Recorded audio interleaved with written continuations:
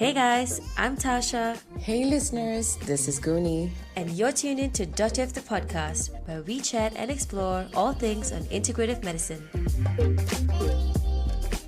Thanks, Dr. Gaya, for joining us again today on Dr. F the podcast. Hi, Tasha. Hi, everybody. Hi, Guni. So in today's episode and series, I guess we want to dive into living in a pandemic and how it's impacting our social health. And specifically, I guess, talking about the dynamics within families and how there's a lot of family drama.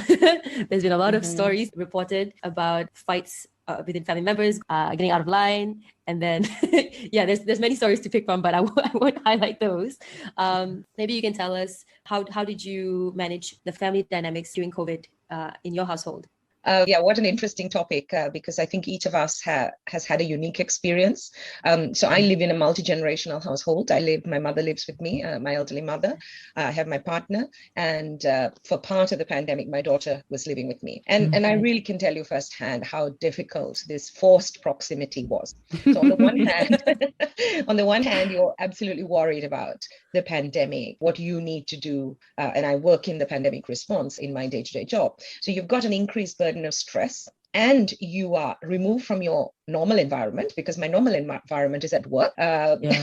We are bringing work into our home, and the first 6 weeks was really hard, but it took me a long time to realize how hard it was. And we had all the classic, the research tells us when we're forced into proximity with people for extended periods of time, there's increased confusion, there's increased anger, and our emotions tend to be more explosive. Right? Because we are contained, we're imprisoned, if you like, in the space, and we're frightened about what's happening outside, right? So this is also one of the reasons why there's more violence, more aggression, and we all heard about increased domestic violence, family violence. This we can understand that through how our social and mental health works. So, for me, yes, we had some explosive arguments, my mother and I, my daughter got involved. We were all very hurt. It really was very difficult and very difficult to stay objective during this process. I, of course, have great coping mechanisms. So in the middle of a pandemic, I decided I needed to get away, and I bought a chalet in the mountains. And now regularly every weekend I escape there, and that gives us some separation. And so when we come back, we're much happier together. Well, not everyone has the luxury to have a chalet, but it is a good coping mechanism. It's like sometimes it just requires a walk. In my situation, where the whole family is kind of scattered around the world. So we just have to navigate our time. So we don't get into this proximity issue because we literally don't have to. However, now it's kind of the opposite, is we're craving for connection and making sure that we are together. We are supporting each other in this very unusual time. And my escape is basically turning off that red button that is dropping the call. So if we do get in a heated conversation, I would just say, okay, bye. And I would so that's an easy, easy one. So you actually raised the real issue. So within the family, we have a certain impact on our social and mental health, but being isolated is what you're talking about, right? And my children are, they're in 2 different countries, siblings all over the world, and you feel the lack of connection. It's very hard. And it's only when you are forced to stay at home, you realize how much you depended, not just on family, but on friends, on colleagues, and even just seeing people around you, people whom you don't know, that connection. So that's the other side. And I think a really difficult side, because it's been more than a year where we have not had the social interaction that we have. And we also know that has, research shows that has a lot of negative consequences, particularly it impacts actually not just your mental health and your stress levels, it affects cardiovascular health. It actually is a risk factor, and it affects your mental health, definitely, but it also affects your immune health, right? So immunity can be abnormal based on isolation. So actually, it's not just in your head. It actually affects your whole health. Yeah, no, that's so interesting. I mean, you touched on a really good point. I have like maybe a similar dynamic as you, Dr. Gaya, where I have an intergenerational house. Right. And so we have like 3 different generations in the house trying to like navigate the day-to-day. And also this like strange concept of being locked in the house together. Plus my extended family is very, very connected, and they come visit like every week. So this lack of connection has put us in a space where we're unable to like have any other outlet. There's some really interesting facts, right? So let's look at social rejection. So somebody you really like rejects you. It can be a lover, it can be a friend, it can be a child. Somebody does something to make you feel rejected. Apparently the pain you feel is the same as physical pain you will feel from, cutting yourself, if you like. Oh, wow. So actually there's research that shows for social rejection, if you take a paracetamol, actually that pain will reduce. So it shows in the brain, in the mind, we feel social pain in the same way that we feel physical pain, right? And why is this? If you look at evolution, why is this? Why should this happen? Why should we be alert to social pain, rejection? Because we lived as groups, as tribes, as groups of people, right? Mm-hmm. And if you were rejected by the group, then your chance of survival is reduced.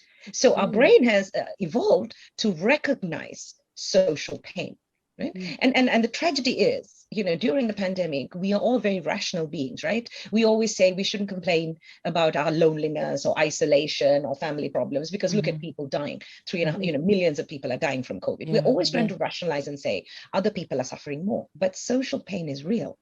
And that's why we're talking about health as a holistic, integrated concept of physical, mental, and social well-being.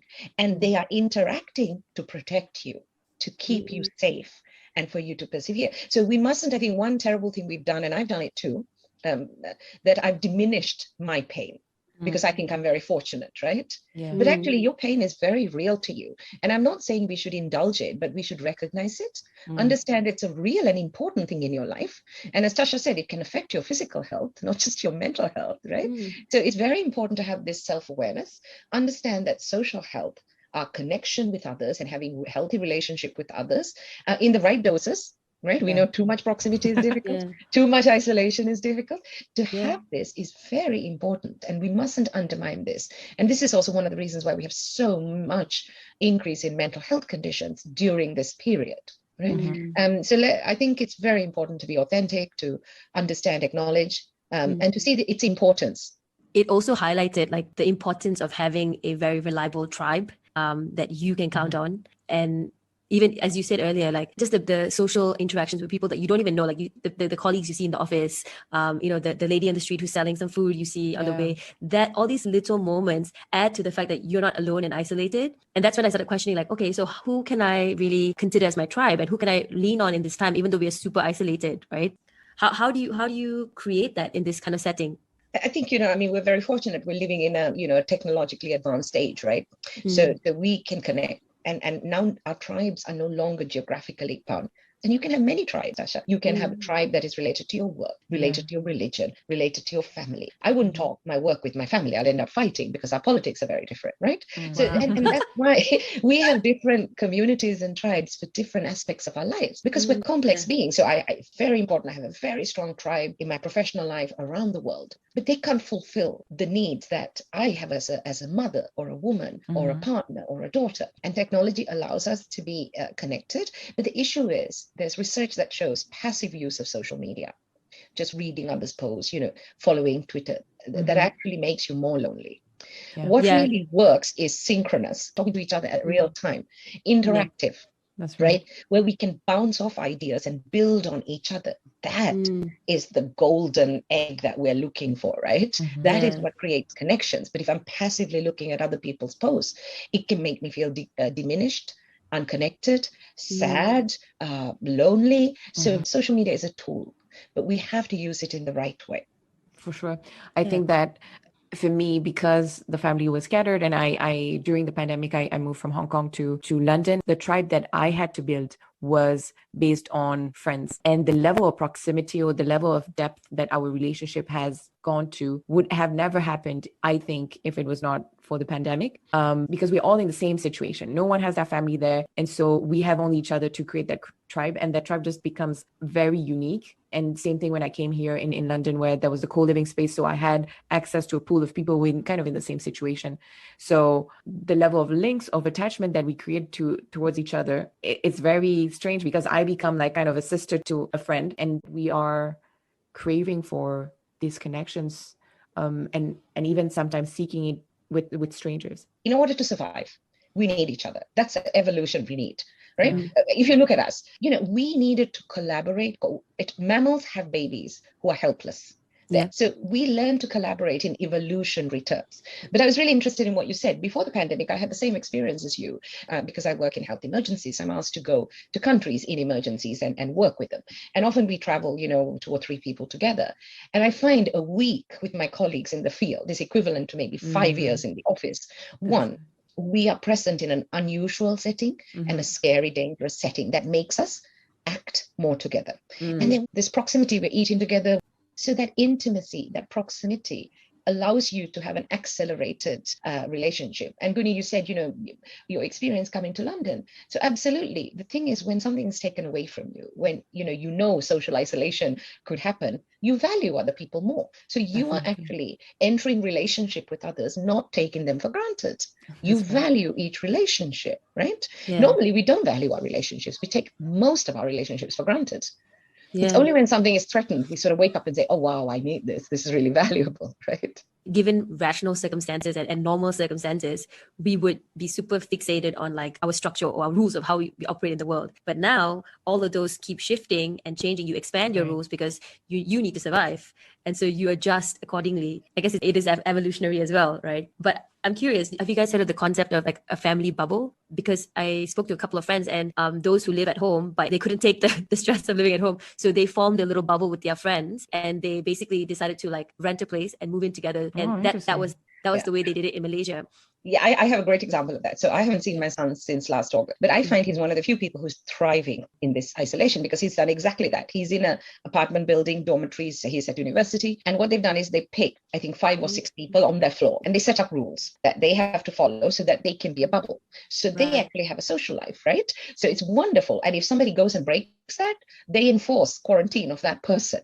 They say, okay, you've been out in this gathering. We'd like you to just stay and follow the quarantine. And they actually enforce it. Wow. And they've had an amazing time. They've studied hard. They've been successful in their studies. They've done internships and they have this great, vibrant social life which values each other. So I'm very jealous. My daughter, on the other hand, she's in Milan and she was in a very wonderful little tribe, 2 other medical students who were like big sisters to her. But because of some practical issues with the building itself, she had to move. And she really didn't understand why she was feeling so bad. And we realized is that she missed her tribe. And that made her miss even me. I mean, I'm shocked when my 25-year-old says, I miss you, mommy. Words I never expected to hear. But then she understood. She said, oh, all the people who took care of me are gone. And that really made her fold into herself, and also she actually had another coping mechanism that many of us had in her previous place. She had a dog in the house and she missed this too, because many people manage isolation with pets, right? Pets have become really important during this time. So everything was suddenly taken away from her. And it took her actually quite a few months to get back on her feet. So I have completely different experiences. But the family bubble, Tasha, is really an acknowledgement of the social need for connection.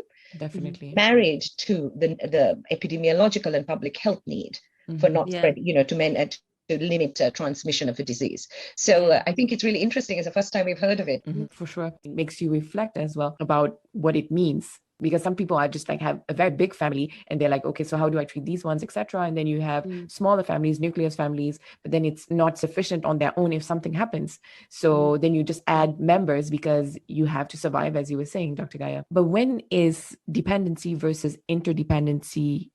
What is that fine line where it can sometimes become toxic? Yeah, I think, if you look at the arc of somebody's life, you, as a child, the struggle into adulthood is to become independent, right? So you start off dependent, you're completely dependent on your parents, whether it's food or money or helping you to learn to speak or whatever. And then through teenage, you're fighting for independence and often financial independence, getting a job, right? So this becomes your goal as a young adult, right? And then as you get into adulthood and you're in the workplace, in your new family, whatever, in your tribe, you realize you're actually not independent, you're interdependent, right? So it is a good balance of you doing what you want, but understanding that everything you do affects others and what others do affect you, right? And a lot of people don't have that understanding and they don't make that transition. So everything is a battle. It's about my independence, about my rights. But actually life and beyond individuals and families, it is about interdependence. Countries are interdependent on each other, systems are interdependent on each other, and we are interdependent on the world in which we live, the nature, Correct. climate. And I think we're at an age in the 21st century, we're beginning to understand what this interdependence is. It is a balance between your individuality and your freedom, but really understanding the mutual impact you have on other beings, on other systems, and so on. And I think, this social health is related to that, right? So what happens when you're too dependent on somebody? You don't have self-esteem and self-worth, and you're at the risk of being exploited or abused. That's right. If you're too independent, then you are lonely because you can't be with anybody else, right? And what we're talking about is actually about interdependent, that is balanced, meeting your needs and not violating anybody else's. Now, I was just going to draw from what you said, like a good example that most people can relate to would be just think of any breakup, a relationship breakup, when you are dependent on somebody and then the impact that happens. That's a good setup to see how you function as a person individually and then with someone in a partnership. But often a reason for a breakup can be that you are, without knowing, too dependent. And that gives rise to dissatisfaction in you and the partner, right? So there's a toxic situation that can arise when it's not balanced, right? Yeah. And so it may be the result, but it could also be the cause. What are some of the hints where you kind of draw the line between dependency and interdependency? Well, I don't think there's really a line. I think, it's a balance that you're trying to, because you can be very dependent in a particular context, but very independent in another context and interdependent in another context, right? So, for example, at work, it's completely interdependent on how we co-create solutions, but I'm dependent on the organization because they hire me and they pay me a salary, right? And then yet in certain areas of my responsibility, I can be very independent. So I don't think there is a line. I think it's for us to understand. It's like, nobody's happy or sad all the time, or I think they say we go through about 6,000 mindsets a day, different thoughts, so you can't even count them, right? You're constantly in flux. But I think societies actually influence how dependent, independent, and interdependent you are. So if you take from more traditional cultures, is actually interdependence is valued much more. Cooperation is valued much more. In other societies, independence is really the goal of a mature person in that society. But, in a globalized world, now we see we have the same problems and the same challenges. So I think the fundamental skill here is to be self-aware of yourself, of what you're feeling, what this means to you, and therefore what you want to do about it. We are often mindless, right? We're doing things, we're experiencing things, we're reacting to things. What we're trying to do is become mindful of what is happening inside us, outside us, our reactions. And that gives us an opportunity, because we're very smart and we are wired to survive, to actually take a pause and do the right thing. So I'm not really advocating for one over the other. I think I'm really advocating for being mindful about what is happening around you, what is happening inside you. How does this align to your value system? How does it help you and other people? And then I think that's how you take decisions. And I think an interesting perspective as, spiraling up when you have those arguments, and it's conversations, discussions that needs to happen because you're stuck with them. What could be, ways to have those healthy confrontations or kind of tips for people to integrate in their difficult conversations with people? Yeah, in several episodes, we really talked about the brain, the mind, how we are wired to survive. And so when we are threatened, and the threat could be somebody in your family's voice has the wrong tone, or a slight look, because we're very clever, we pick it automatically. And then what happens, we have what we say is an amygdala hijack. Our sort of lower brains, the older parts of our brain, hijack logical thinking. So now you're in survival mode. In survival, you're going to fight or flight, right? So this is where these explosive emotions come in. Everything that you're confronted with after that, you see is something threatening or wrong, and really there's only one trick: to identify the signs in yourself of when you are under attack. So you see your breathing changes, you feel a little hot, you feel hostility rising, in yourself, and then take a moment to pause, take a deep breath, or just pick up a glass of water, have a sip, all right? Or if you're in a house, just walk to the kitchen, pick up, open the tab, get a glass of water, come back, right? Mhm. Or if somebody's on Zoom and fighting with you, say, just 1 minute, I'll be back in 1 second, and go get that damn glass of water. Because what you need to do is disengage the hijack. So your logical brain reacts. That's one. Number two, I really think you become defensive because you think you're under attack. So we need to step back and say, well, actually, what is happening with this person? What is happening, not with me, but what's happening with them? Maybe they're attacking me because something else is going on, right? Yeah. So you have to learn to not respond first, pause, but in your response, don't go to judging or giving a conclusion or replying. Find a way to ask really what's going on, what's really bothering you, right? Developing empathy, I guess. You really, emotional intelligence is really the core of all of this, and neuroscience explains why emotional intelligence works. But I think that's really about it. If you make it not about you, she actually shouts at me, she uses my name, she says terrible things, she makes me feel this tall, and of course I am trained to defend myself, right? Yeah. So I will go and it will escalate, and I will say something worse, and she will say something worse, and it cannot end in a good place. The only thing is, I have to back off and say, okay, mommy, you sound really upset. Okay, what's this about? What do you want to talk about? Or sometimes you just apologize. Not apologize for doing what they've said. You can apologize and say, I'm really sorry that this has upset you, right? I'm really sorry you're upset about this. Okay, so tell me, I didn't mean to upset you. Tell me what I have done. Tell me how I can change that. And a little de-escalation like that can prevent a world war. Really, it can. And I thought I was having World War III in my house and actually it spilled out of the house. We were shouting in the garden. I mean, we were trying to get space from each other. I ended up in the garden. And because I'm in Switzerland, I thought somebody's going to call the police and saying, I'm abusing this old person in this house. And she was giving it her all, right? This is the argument my aunt who lives with her, she's like the oldest, right? So she has the same thing. She's like, stop it, like others, like they're gonna call the cops on it. I'm like, I don't care. I need to state my piece. But that's about us saying, I agree with you, Tasha. I feel like that. I say, the first thing you think is, this is so unfair. Why are they like this? But then you realize it's actually a breakdown of communications, because we misunderstood each other's actions, because we haven't understood each other's intentions, right? Yeah. So in my household, for me, stress relief is being quiet. I meditate, I'm quiet. In my mother's eyes, she thinks I don't like her. That's why I don't talk to her. Right? Wow. She expects me to talk to her, but I talk all day. I have 8 Zoom meetings and I don't want to talk to anybody. I'm just being quiet and I think, oh, she must be pleased because I'm a good Buddhist girl. No, you are so bad. You're not a good daughter. You don't talk to me. You don't respect me. And you can't unpack this if you get into it. Right. And actually, in one major argument, everybody was involved. My children, the dogs, everybody. And I physically had to leave. I actually left for 7 days. I left the house for 7 days because I couldn't take it anymore. And I left. I went away, and I came back after 7 days. And I was silent for several weeks after that. I didn't talk because I didn't trust anyone to talk without getting into a fight. But that gave us time to calm down and come to an understanding. And that was an extreme case. But I know what you're talking about. And I know I can sit here and give you good advice, but when it happens to me, you get dragged into it. It's like a deep sea current that drags you in, It's like a reflex, right? You just... It's exactly that. It is a survival reflex, and we have to disengage it.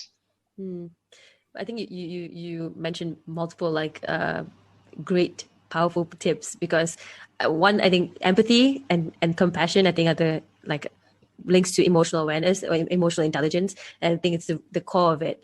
And when you are able to, I guess, disengage or diffuse the situation by stepping away from it as you being the center of it, then it becomes easier. Because when I try it, those are the moments where I'm like, wow, I didn't go down that path where I fought with them. But then when I don't apply it and I straight away react in the way that I normally do. It's very important, especially when you're locked up together. You have to diffuse. Yeah, even if somebody is being very unfair on you, completely wrong, it can be aggressive and violent. And we have seen this in tragic statistics about domestic violence. Okay, because you are trapped there. You are trapped there. So whatever the cost, you have to diffuse. That's right. You have to step back. Doesn't matter if people are being unfair to you. You have to step back, diffuse the situation, then figure out what you want to do. Right? Yeah. So it really, because it can end in death. because people are so passionate about what they feel and the stress of being locked up. Why is there violence in prisons?